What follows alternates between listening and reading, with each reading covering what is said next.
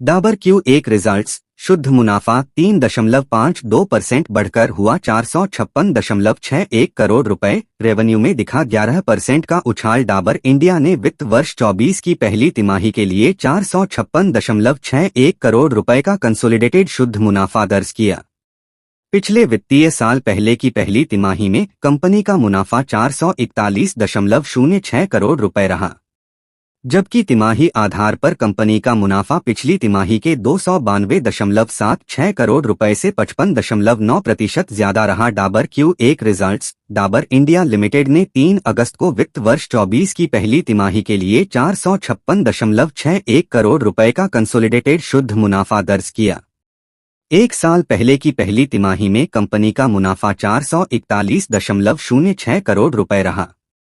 अब की बार इसमें 3.52% की वृद्धि नजर आई है।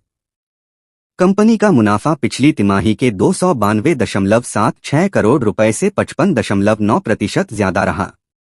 कंपनी ने एक रेगुलेटरी फाइलिंग में कहा कि रेवेन्यू 3130.47 करोड़ रुपए रहा, जो एक साल पहले की तिमाही में 2822.43 करोड़ रुपए से 10.91% अधिक है।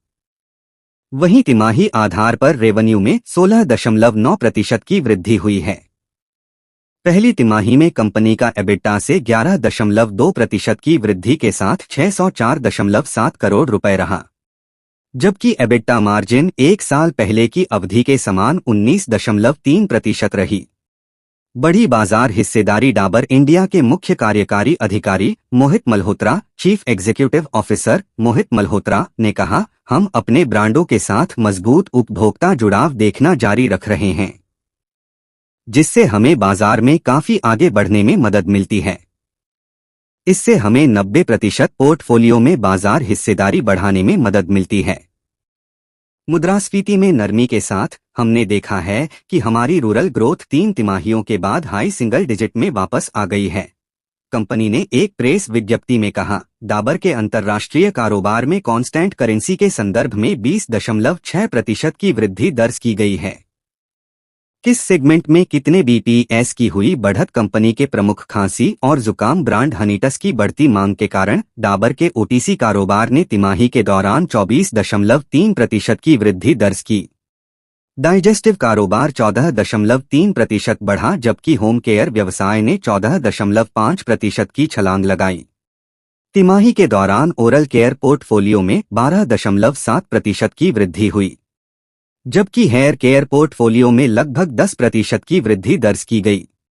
जहां फूड्स बिजनेस में 35% की बढ़ोतरी हुई, वहीं बेवरेजेज पोर्टफोलियो पर बेमौसम बारिश का असर पड़ा। हेयर ऑयल श्रेणी में डाबर ने तिमाही के अंत में 200 बीपीएस की बढ़त हासिल की। इस श्रेणी में कंपनी की अब तक की सबसे ऊंची हिस्सेदारी 17.4% पर पहुंच गई।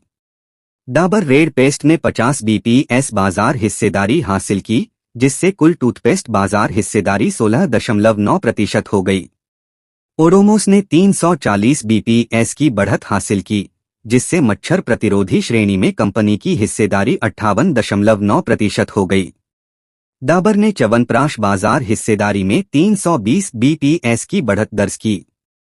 दोपहर 3:03 बजे तक डाबर का शेयर 1.70% गिरकर 556.05 रुपए पर कारोबार कर रहा था।